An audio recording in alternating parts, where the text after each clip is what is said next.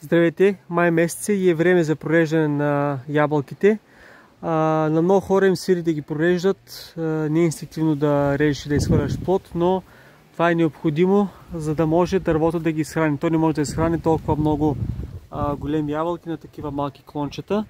И затова така с ножицата махате по-малките или ако са много на едно клонче, махате 2-3, за да останат максимум 2-3. Аз 2-3 оставям, някои хора оставят 1-2. После ще видите, че ще имате повече и по-хубави плодове. Ако не ги проредите, дървото само ще се освободи от тях, но ще стане по-трудно.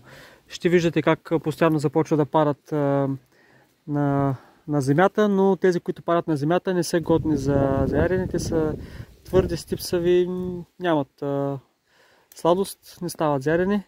Така че е хубаво да ги прореждате от сега, за да не се губи излишно хранителни вещества за тях. Даже аз много съм закъснял, но миналата седмица нямах време. Прави се началото на май. Сега сме средата на май. Така махате с ножицата внимателно.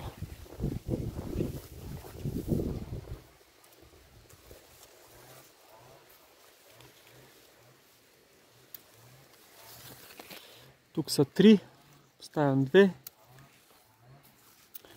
Тук са 3, 4, оставям 2. Тази си падна.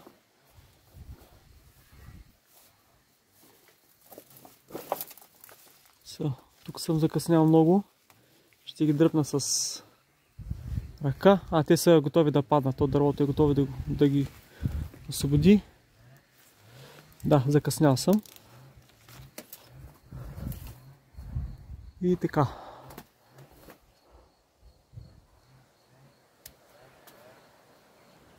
Тук махам малките. Даже още една ще махна.